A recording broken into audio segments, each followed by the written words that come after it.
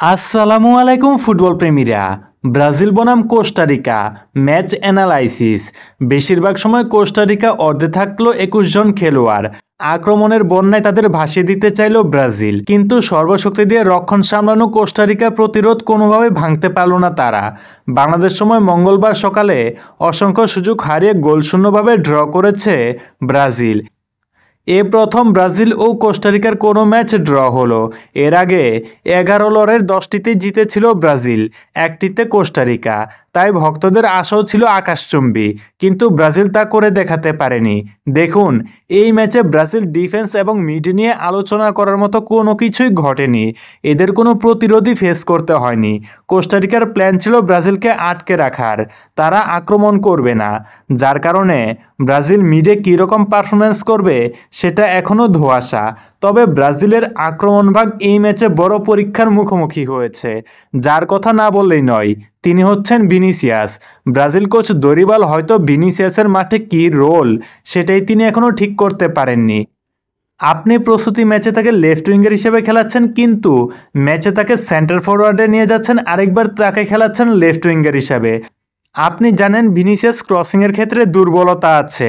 বারবার এই ম্যাচে ভিনি ক্রস করার চেষ্টা করছে। আপনাকে মনে রাখতে হবে, এটা টুর্নামেন্ট, এখানে আপনাকে দুর্বলতা কাটিয়ে ওঠার জায়গা নয়। আপনি কোপা আমেরিকার আগে 4টি ম্যাচ খেলেছেন, সেখানে আপনি আপনার দুর্বলতা নিয়ে কাজ করবেন। কোনো ধরনের টুর্নামেন্টে এই ধরনের পরীক্ষা করা যাবে না। তবে এখানে যে ভিনিসিয়াস সফল হয়নি এটাও বলা যায় না। ক্রস করে একটা দারুণ সুযোগও তৈরি করেছিলেন তিনি, কিন্তু সমস্যা হচ্ছে ভিনিসিয়াসকে পয়েন্ট টু পয়েন্ট 2 জন ডিফেন্ডার মার্ক করে রেখেছে। আপনি ডি বক্সের এতটা কাছে যখন দুজনের কাছে কড়াভাবে মার্কিং করা থাকবেন, আপনার কাছে খুব একটা অপশন থাকবে না কিছু করার। কোনো সময় ভিনিকে মার্কিং করতে দেখা গেছে 4 জন মিলে। এখানে ডি বক্সের এতটা কাছে 4 জনকে ফেস করার মতো কোনো অ্যাবিলিটি এখনও ব্রাজিল তৈরি করতে পারেনি। দ্বিতীয়তে আসা যাক রদ্রিগোর কাছে। ম্যাচে রদ্রিগো বেশ কয়েকটি সুযোগ পেয়েছিল, নিজেও সুযোগ তৈরি করেছিল, কিন্তু এখানে আমার কাছে যেটা মনে হয়, এই ধরনের ডিফেন্সে ব্রাজিল তারকাদের আরেকটু বুদ্ধিদীপ্ত হতে হবে। হয়তো তরুণ সেই হিসেবে গতানুগতিক ম্যাচ খেলে গেছে। যদি তাদের ডিফেন্স লাইন এবং মার্কিংগুলো খেয়াল করতো, হয়তো তিনি ডি বক্সের ভেতরে ফার্স্ট টাচে শট নেওয়ার চেষ্টা করতেন। তিনি যতবার ব্যর্থ হয়েছেন খেয়াল করেছেন কিনা জানি না, প্রতিবার ডি বক্সের ভেতর অনেকটা সময় নিয়েছেন তিনি, যেখানে কোস্টারিকার ডিফেন্স নিজেদের ভুল শুধরে নিতে পেরেছে, আর কিছু ক্ষেত্রে মিসও করেছেন। এখানে রাইট উইঙ্গার হিসেবে ছিলেন রাফিনা, তাকেও বেশ কড়াভাবে মার্কিং করা হয়েছে।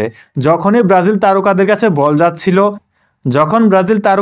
বল যাচ্ছিল 2 থেকে 3 জন তাদেরকে ব্লক করছিল, কোনো ক্ষেত্রে 4 জনও হচ্ছিল। এখানে রাফিনারও খুব একটা কিছু করার ছিল না। তবে শুরুর একাদশে হয়তো সাবিও এখানে ভালো অপশন হতে পারত। রাফিনার জায়গায় সাবিও যতটুকু সময় মাঠে ছিল আমার জানা মতে ভালো ইফেক্ট করেছিল। তার ছোট্ট কেমোটা অনেক বেশি ইফেক্টিভ ছিল। ইভেন তিনি এখানে একটা ম্যাজিক্যাল কি পাসও দিয়েছিলেন, যেটা কাজে লাগাতে পারলে হয়তো ফলাফল অন্যরকম হতে পারত। সাবিও দুর্দান্ত মৌসুম কাটিয়েছে, দলের হয়ে গোল অ্যাসিস্টও করেছেন নিয়মিত, এবং ব্রাজিল দলের হয়ে যতটুকু সময় এখন অবধি তিনি পেয়েছেন ম্যাচে তার প্রভাব স্পষ্টভাবেই লক্ষণীয়।